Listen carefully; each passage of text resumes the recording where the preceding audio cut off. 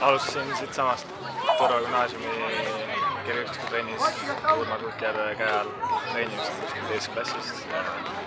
Siis treenisin kuni 8. klassini siin ja edasi läksin Valka vähemalt käe alla treenima ja peale seda siirdusin ülikooli Tallinnasse ja seal kõigepealt Toomas Merila all ja siis 2010. aasta talvest olen treeninud Risto Mätasega.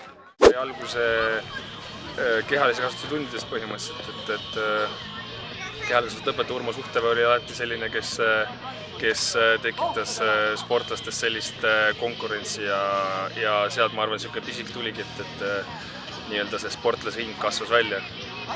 Ja noorena sai palju Tõrvas treenitud ja siis siit edasi liigutud Tallinnasse, kus siis läksin Audentsesse spordigümnaasiumisse keskkooli ja seal oli juba siis täielikult see treening ja kool nagu kokku viidud, kus siis see süsteem oligi täiesti üles ehitatud nagu sportlastele ja sealt sai siis kõik see edukas tee nagu uue alguse, et level kõrgemale ja pärast selle lõpetamist siis juba oli välja kujunenud selline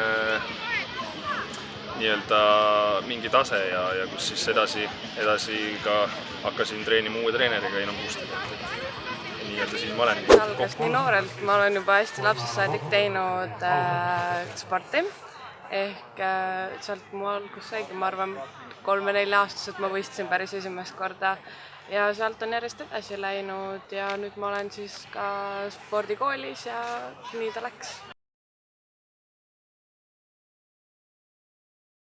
Ma arvan, et selles suhtes eks eesmärgid peavad ikka kõrged olema, et kui eesmärgid oleks madalad, siis ma arvan, võib-olla ei oleks õige selle ala teha.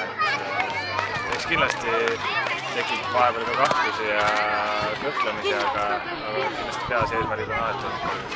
Kusjuures mul alati väiksena oli unistus suur, kui ma vaatasin neid sellel ajal siis, kui ma just Tallinnasse läksin 2005, kui ma vaatasin Andrus Värnikut või Gerd Kanterit või Andres Torkilseni, kes mul olid, siis mõtlesin nagu alati, et tahaks kunagi seal suurel staadionil kuskil maailmameistrivõistlustel võistelda ja ma alati nagu arvasin, et ma saan sinna ja mida nagu aega edasi, seda reaalsemaks see unistus sai ja lõpuks oli juba see täiesti, kui ma esimest korda 2006 juba sain juunioride maailmameistrivõistlustel, siis oli juba see esimene samm nagu selles suunas, et samamoodi on maailmastaabis ju suur võistlus on 16-aastane. Ma isegi sain veel sinna selles mõttes, et ma olin ise A-klassis sain juunioride MM-ile, et ma isegi, kuna ma viskin selle normi täis, et ma suutsin juba sinna enne saada ja siis juba tundus nagu kõik reaalne ja siis ma juba nagu nägin ise endas ka, et kindlasti ei ole miski võimatu. Alati niimoodi treenida, et kui ma suvehooajal vastu lähen, siis ma tean, et mul ei ole ühtegi kõhklust ega niisugust tunnet sees, et ma oleks midagi tegemata jätnud. Ma tean, et ma olen endast andnud 100% ja ma olen valmis hooajaks, et see on selline mingil määral moto.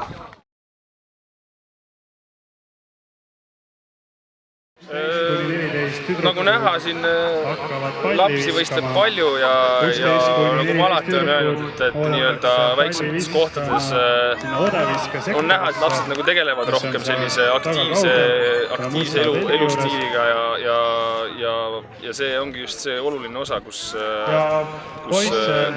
noortena, kus on vaja sellist liikumist ja asja, et usun, et see on täitsa ja nagu näha, siin on ka juba tublisi noori sportlasi, et ma usun, et see on hea tulevik. Meil on kindlasti hästi palju noori, kes võiks edasi tegeleda aktiivselt spordiga ja kes võiksid ka kaugemale jõuda, sest tegelikult noored on aktiivsed meil ja enamjaolt ikkagi tehakse sporti.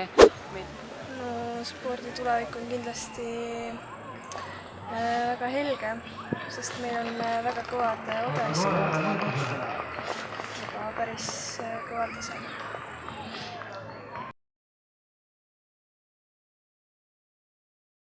Ütleme nii, et nagu see suvi näitas, oli korralik suvi, kus saavutasin juba mitmeid väikseid tiitleid ja ka suuri. Aga eesmärk oleks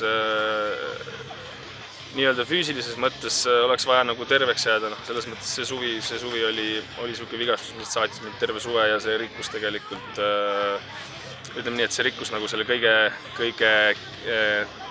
parema tulemuse poolest just selle viskamise ära.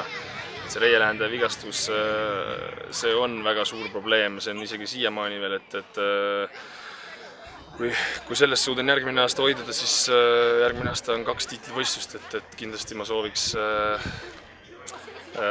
seal kõrgete kohtadest võidelda ja loodetavasti ilma vigastusteta, sest siis ma saan ka nendest 100% anda. Muidu lihtsalt on selline 80% ja selle tõttu ka tulemus kannatab. Kindlasti tulevikus võiks ju olümpial ära käia ja oma vanusegrupi MM-idel ja EM-idel võiks samuti saavutada häid tulemusi.